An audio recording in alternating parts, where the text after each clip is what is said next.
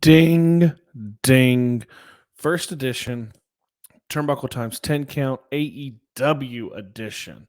I'm excited. It's going to be short, 10 count. Whole reason behind the 10 count is try to stay 10 minutes or less for you guys. Great to listen on the way to work. Give yourself a little recap, all that good stuff. So, as you can tell by what's around me, we got the Turnbuckle Times 10 count logo. We got the subscribe button with our boys Orange Cassidy, Miro, and Hangman Page. Y'all know they're my favorite. I'm pumped. I'm excited. Like the banner says too, please make sure you rate, review, subscribe, share, all that good stuff. All the stuff's down below at Adam Raymer11, at Stephen Burton86. Find us on YouTube. Please subscribe. I'm going to coin the new phrase, hit the subscribe button as hard as Orange Cassidy hit Matt Hardy's face tonight. Busted him wide open, and we'll get to that too. So let's kind of jump in. There's a high.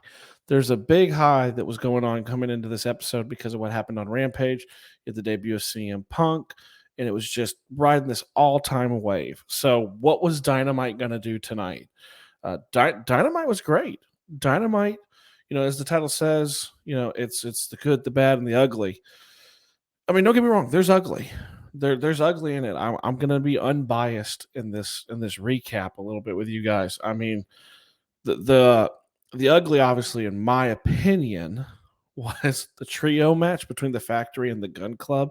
It's just and it's second to last. Came on second to last tonight. Second to last match of the night before Malachi, which I don't know. We'll get to that, but I knew you kind of knew that was going to go sideways when there was about 8 minutes left in the show and Malachi hadn't fought yet against Brock Anderson. So I digress.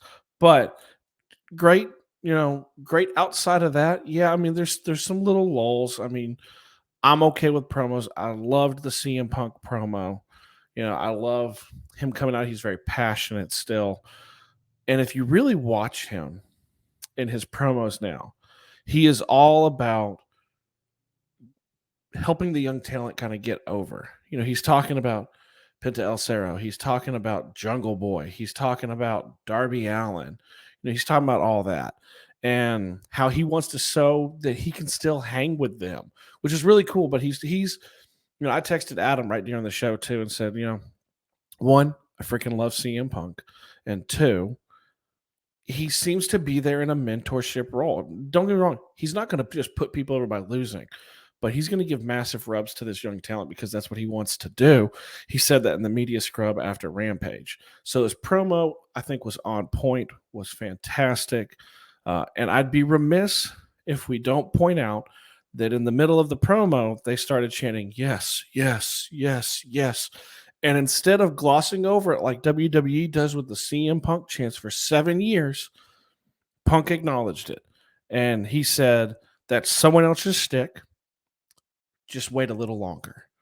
So totally acknowledge that Bryan Danielson is coming at some point. We all know it looks to be like Arthur Ashe Stadium, that show card in New York City. So, but like totally acknowledged it. And I love that about AEW. Like they're not bashful. We joked, on one of the first episodes when it was Double or Nothing. And they, like the Young Bucks openly mocked them, mocked WWE with different things. So speaking of the Young Bucks, let's talk about the finals, kind of semifinal elimination tournament with the tag teams. You had the Varsity Blondes, which I love, Brian Pillman Jr., and you had the Death Triangle, or part of them. And I'm okay with the outcome. I like the Varsity Blondes a lot. I don't think they're quite there yet. And there's an interesting storyline. There's an interesting storyline with the Death Triangle with the Bastard Pac, with Andrade Del Idolo, and what's going to happen with that. It'd be really interesting to see, do they win the titles? And then do they leave Pac and go? And he starts forming this stable. We all have heard the rumors that Ric Flair's on his way to AEW. So we've heard that. So is he forming this like billionaire club style and profile and give me 2 claps kind of thing? I don't know, because I still really like Jungle Boy and the Jurassic Express. I if you pinned me down, I'm not going to be shocked if on Rampage later this week that they take that win and that ultimately they take the tag titles. But it was a great match, good spots. I like what happened afterwards. I like the heat that the Bucks generate by just sitting on the stage watching. I like that it's going to be in a cage, at the pay-per-view. I like all of this. So, I like the teams that have won. I'm okay with the teams that have won. Uh, and I'm okay with the match. It was a good match. It wasn't bad, it wasn't ugly, it was good. Um, let's get to my boy Orange Cassidy. I love the leadoff. Uh, I don't know what to say about the misplaced crossbody that probably broke Matt Hardy's nose and just the amount of blood coming, just leaking from his face. Um, all over Orange, all down the jeans, all down, all of it, all over the place. Uh, love who won, obviously, because I'm an Orange Cassidy guy, but I really just, Matt Hardy is kind of what he is. Hate me, dislike what I say. I don't like Matt Hardy. He is a lesser version of his brother, in my opinion. So, I mean, like the way the match ended, kind of keeps going. Um, Red Velvet and Jamie Hayter. Was there any doubt really on what was going to happen? Jamie Hayter is like the enforcer. Girl looks good, looks tough. It's going to be interesting to see what happens. Going to be interesting. I wasn't really doubting what was going to kind of take place. Kristen Statlander comes in to save the day at the end, build towards the match, obviously at the pay-per-view.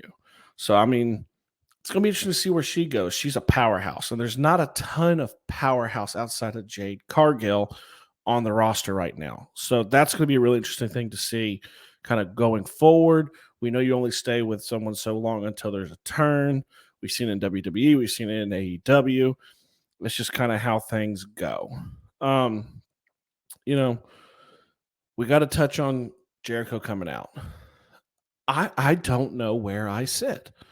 So I'm not a huge fan. Y'all have heard it on the main show. We're not huge fans of rematches repeatedly rematched over and over. This is the fourth match. I like the stakes. I don't know where I sit. Uh, I've not heard anything. I've not heard any rumblings that Jericho's looking to actually step away from the ring, like permanently. But he is on the announce table for Rampage. Does this mean that he's going to lose this and take some time away? But then again, also, I struggle because I just have a hard time believing that Jericho is going to go 0 for 4 against MJF. So that's one to watch. It's the stakes are what's going to help that, even though it's the fourth match. The stakes are really high. Obviously, MJF is deciding what he's going to put on the line because Jericho's putting his in-ring career on the line. So, I mean, all in all, you guys, pretty stellar show. I said I'd wait to the end. I'm going to get to this point. Malachi Black. Uh, I don't know where the build is going. Really quickly before this, love the promos with Mox. Love the match with Mox. Mox is great. Eddie Kingston's a blast to watch. Just struggle with trio matches. It's going to be interesting to see because rumor has it Cody wants to introduce a trio title and kind of be different. But love the New Japan angle for the pay-per-view with Mox. Just love that continued relationship. But wasn't probably one of my favorite matches. And then Miro calling out,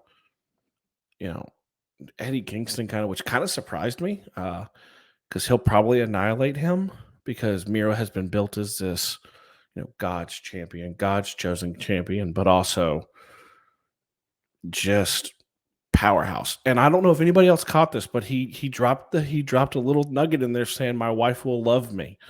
I'm wondering if that's just a little nugget that Lana might be coming. Lana, the luscious Lana will be coming to AEW. Who knows? Her non-compete is probably up soon. So that's going to be interesting. But let's round this out. Malachi Black. They are booking him in the best way possible. He's booked like Miro. Just dominant. I mean, his 2 matches have been 10 minutes or less. Cody Rhodes, done. Arn Anderson, KO. Brock Anderson. I mean, he beat him like the redheaded stepchild. Like he beat him the way he should have beat him. He's being booked so well. Now, I will be the first to say I will be very disappointed if this ends in a match with Cody and Cody wins. It will cool him off tremendously. So, all in all, a lot of good, a little bit of bad, and kind of a little bit of ugly. You want to say the ugly would be like there's a lot of blood on the show. Kind of surprised me. Oh, and I'd be, let's not forget to loving Kristen Cage calling Don Callis a carny piece of shit repeatedly. Love that. Love every bit of that. Don't know where that match is headed. I don't think he's losing the Impact title anytime soon. Not yet, but don't know how that one's going to shake out. But love that. So a little bit of good, a little bit of bad, only a little bit of ugly, depending on how you look at it. Great show. They fill it well. Guys, man, AEW, man, just boom. I got nothing. I love what they do. I love everything that they do. So make sure here at the end, rate, review, subscribe, share, all that good stuff. Shout out to our sponsors, One Call Technology. We do have Fanatics. It's tough because there's not a lot of wrestling stuff. If you guys need anything with your telecommunications, make sure you reach out to One Call Technology, onecalltech.com. Tell them Turnbuckle Times 10 Count sent you. All that good stuff. Till the next round, you guys. I'll see y'all later.